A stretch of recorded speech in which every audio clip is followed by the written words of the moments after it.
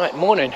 It's our last day in Northern Ireland today. We had a really great day yesterday. Thoroughly enjoyed our trip to the Ulster Aviation Museum and being shown around all those aircraft and sitting in those cockpits. That was a real highlight. Hopefully today might top that highlight. We're heading into Belfast and we're going to the Titanic Exhibition and we'll see what that's like. So do keep watching and we'll let you know how we get on. So just coming up, there's gates to Stormont. You can walk up there.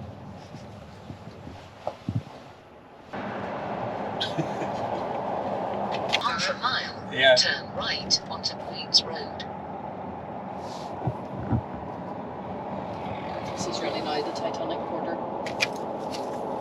Unfortunately, the crop crane. Apartments right in front of Titanic Centre, which is just there. Oh, it's an amazing building. Here is the Titanic building, Titanic Belfast. I know we're not going to be able to film inside, but I think we'll give you a little description of what it's like when we come out. Yeah, that's where it was built, isn't it, down there? The slipway. The slipway, yeah. Where those poles are. Where the plate queen is. Isn't it plate queen? Yeah. Where the poles are. Oh, yeah, right, okay. In between the two rows of poles. Oh, I didn't see the other row of poles there. Yeah, gotcha. Okay.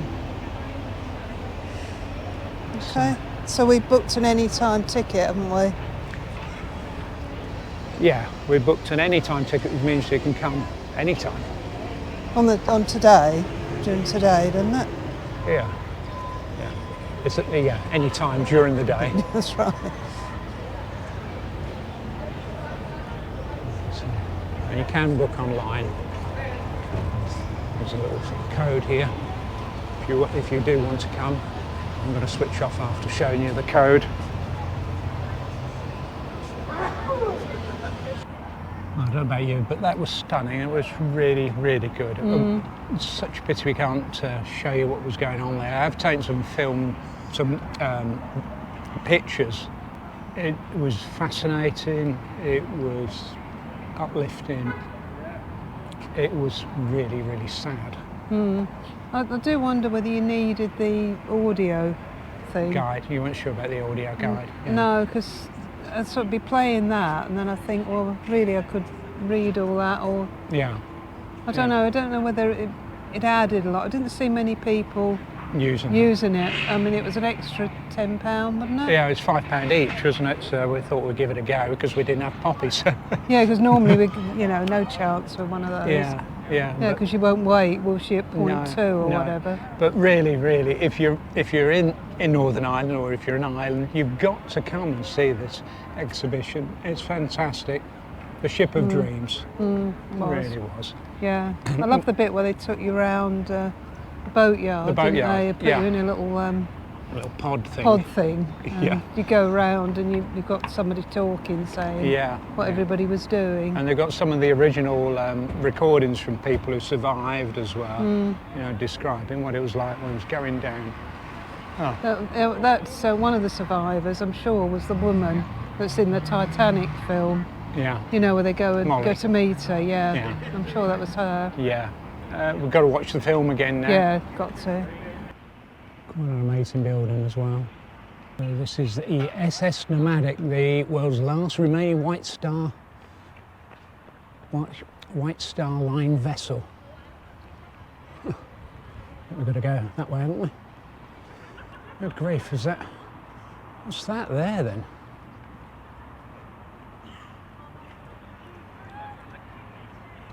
Blimey. Welcome to Hamilton Graving Dock, home to the SS Nomadic, RMS Titanic's little sister and the only surviving white line ship in the world. And it's part of the Titanic ticket, and I'm not sure I'm going to be able to film anything, no. Film of it, but it's a case on here, a hollow deck which closed off the entrance to the dock. shaped like a ship's hull. It's made of wrought iron and hollow inside.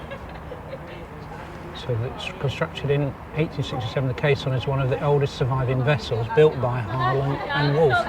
All right. So that's what that is. Yeah. When filled with water, it sank down into the grooves at the entrance to the dock and closed it off. Oh.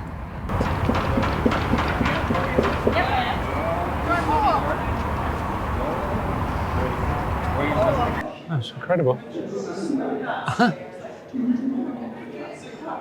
Yeah.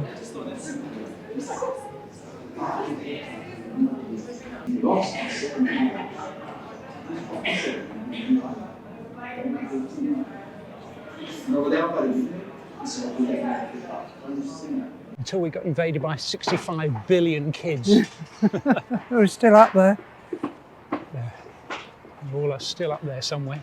But no, I mean, that is, if you come to the Titanic, stick the Nomadic on the list as well. It's well worth a visit. It gives you a real feeling of what the Titanic was like. It was the smaller sister ship of the Titanic, and there's quite a story with it as well.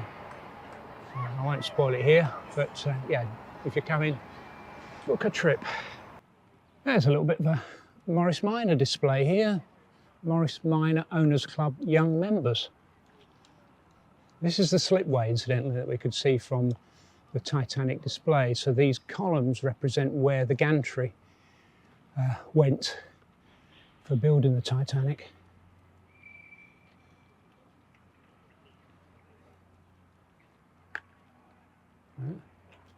It's nice, isn't it? Nice metallic colour.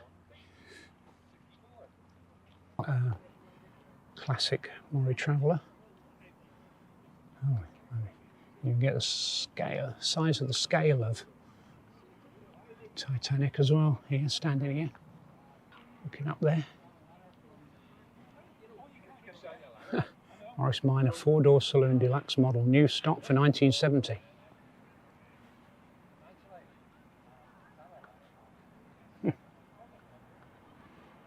There's the trackways for the gantry. This is where the gantry ran and lifted things up onto the structure.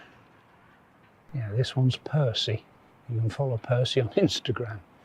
Very nice. Let's go and have a look at the bottom of the slipway, Popsy. Yeah, you've got Titanic Studios over there.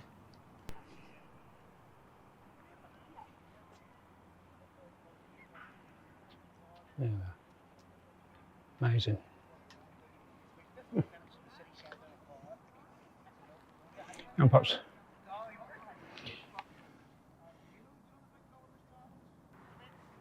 Number 2. So, oh yeah, so that was the number 1 was a Titanic and number 2 was the Olympic. Yeah. Go on then, go down here. Yep. Someone's having a snooze. But yeah, fantastic. We're doing a bus tour. Couldn't get upstairs. So we're downstairs in the corner, so you can't see anything. Yeah.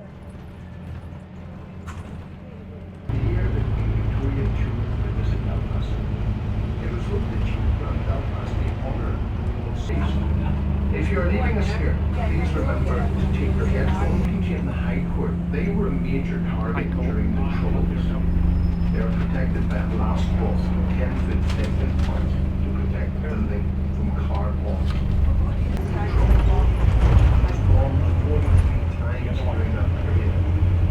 Very few visitors came to Belfast Day. Beautiful botanic garden, which is also home to the brilliant Ulster Museum, which was recently voted one of the best museums in the British Isles by the Museums of the British Isles themselves. The museum entrance is also the entrance to Botanic Gardens, which is a beautiful part of Belfast. Looming above the entrance is the statue of Lord Kelvin, one of the greatest thinkers of all time. He was born in Belfast, educated in Glasgow, but is buried in Westminster Abbey. Design studios And even Belfast's top comedy club used to be a church.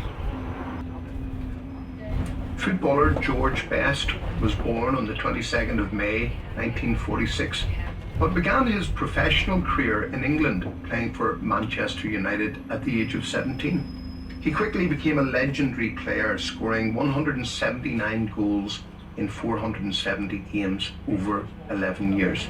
West Belfast, which can be seen straight ahead. Anyone coming to Belfast in the 19th century hoping to find work who was Roman Catholic or a non-conforming Protestant could only be offered manual, low-paid work. These two well-known roads run parallel to each other for nearly a mile in West Belfast. Religious tension had been erupting into violence there since the 1840s, so when the Good Friday Agreement of 1998 was introduced, it made massive changes to Belfast.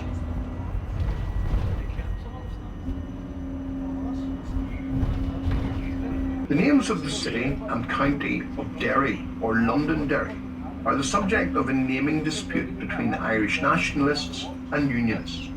Generally, although not always, nationalists favour using the name Derry and unionists using Londonderry. The naming debate became particularly politicised at the outset of the Troubles, with the mention of either name identifying the speaker with one of Northern Ireland's two main communities.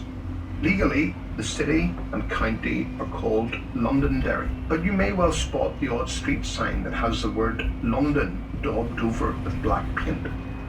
We now enter the Falls area of Belfast, which is a predominantly Irish community. We are now entering another of the 7 quarters of Belfast, the Gaeltacht Quarter.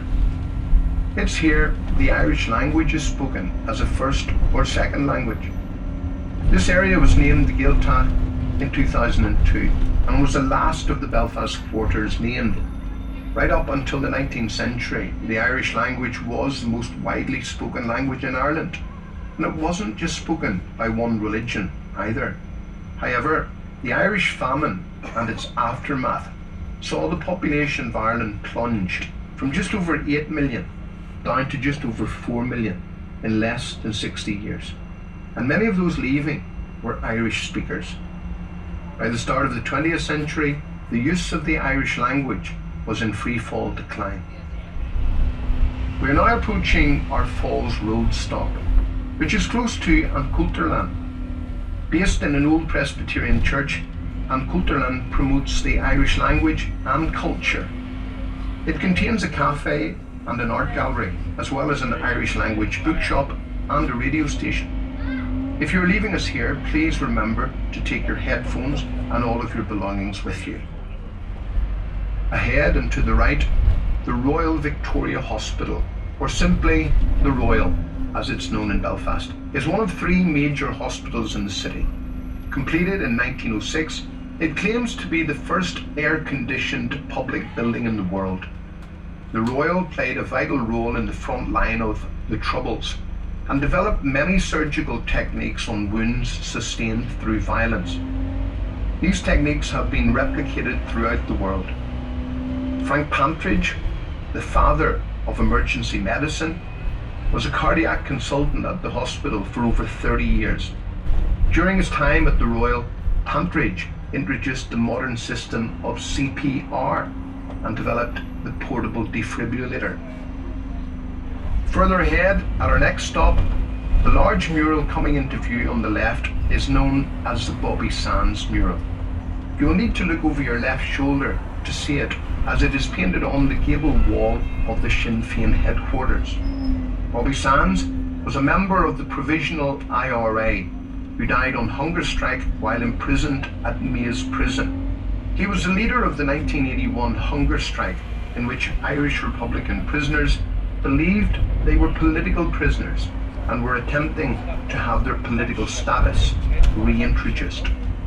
The Bobby Sands mural is one of the most photographed murals in the world, and it makes Bobby Sands the most well-known of the hunger strikers who died. Coming up to the right is the memorial garden for the IRA D Company, and on it is a very famous piece of Irish literature. Ireland, unfree, shall never be at peace. These are the words poet Patrick Pearse spoke at the funeral of Fenian leader Jeremiah O'Donovan Rossa.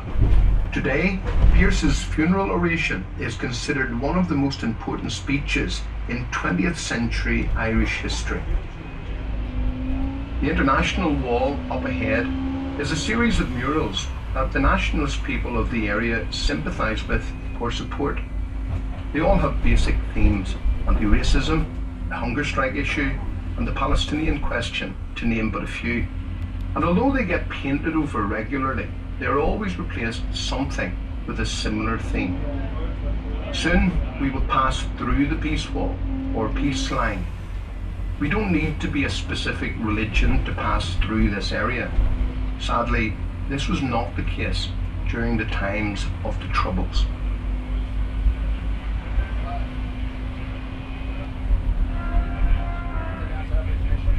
You could get off this bus anywhere in this area and you would be made equally welcome by everyone. They really are some of the friendliest people. Since the Good Friday Agreement of 1998, a new form of government was introduced which would give equal representation to everyone in this part of Ireland. 108 members of the Legislative Assembly now govern this part of Ireland and are led by 2 First Ministers. Both have the same power, but one can't do anything without the say-so of the other. Coming up is our stop for the Spectrum Tourist Information Centre and the Shankle Road wall murals. If you're leaving us here, please remember to take your headphones and all of your belongings with you.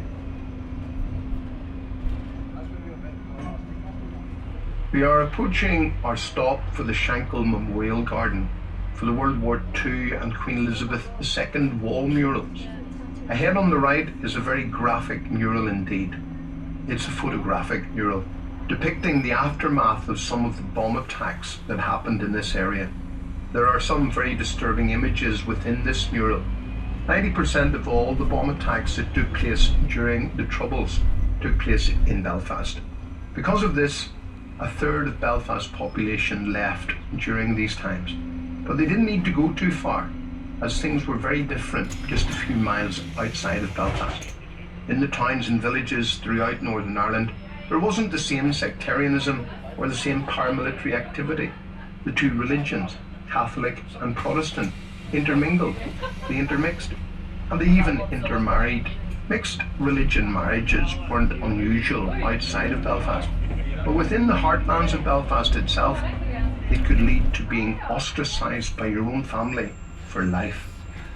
But now, because of the Good Friday Agreement, people are returning to Belfast.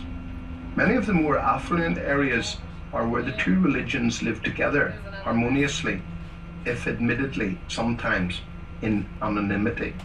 Now, thankfully, religion is no longer a barrier to friendship as far as most people are concerned, especially with most of the young people. That can only bode well for the future.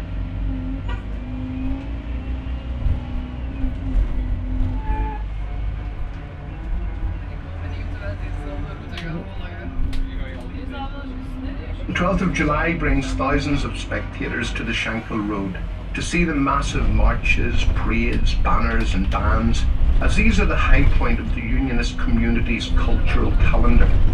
The parades celebrate the victory at the Battle of the Boyne of King William of Orange over the Catholic King James II of England in 1690. The battle changed the British monarchy from a Catholic king to a Protestant king, and was very much an international battle. The British Constitution would also later be changed to exclude Catholics from the monarchy forever, which is something that divides the community to this day. We are approaching our stop for the Crumlin Road jail visitor attraction and the old courthouse. If you're leaving us here, please remember to take your headphones and all of your belongings with you. Welcome aboard if you are rejoining us here. The jail, coming up on the left, was built by Charles Lanyon in 1845. Lanyon also built the courthouse on the right in 1850. The two buildings are connected by a tunnel underneath this road, and prisoners were transferred from the court to the jail without ever again being free. Hence the saying, being sent down.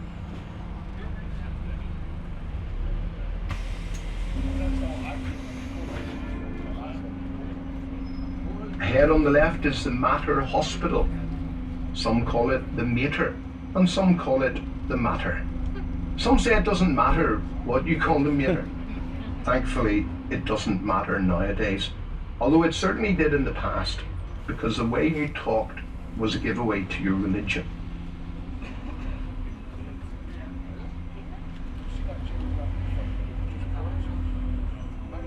Built in 1877, the church contains 3 paintings by John Lavery, a famous Belfast artist.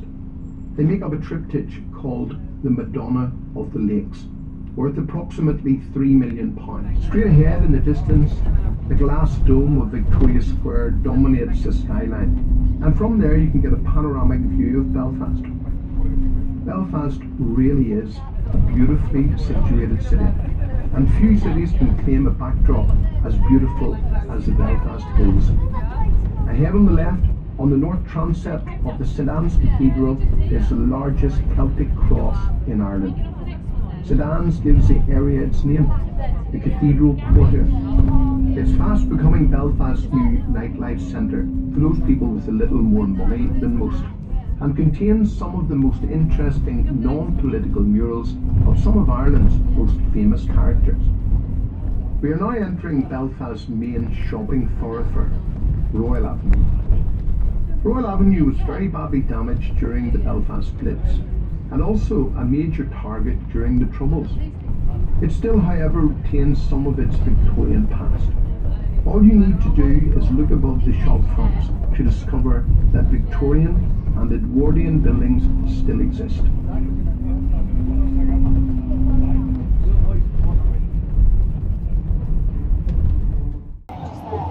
He's sending the boys. I thought we might have seen them cutting about. City Hall. Well, the tour bus just sort of stops and says that's the end of the tour. We were sort of expecting it to take us back to our stop number 5, but we've ended up walking halfway across Belfast, so it's a good way to get to know a place, and it's this bit's a bit unexpected. Tidal barrage and everything. Chips. And we're at somewhere over there where those big cranes are. Oh, it's the biggest box of chips I think I've ever had. What an amazing place. We're the other side of the harbour here. And that wind chimes. Yeah, Titanic Trail we're on. Back where we started earlier today. Oh, there's the SS Nomadic over there, so we're just over there. Beautiful boats here. There's a very European continental feel about it, doesn't it, with the trees here? At least they're not over us, are they? No.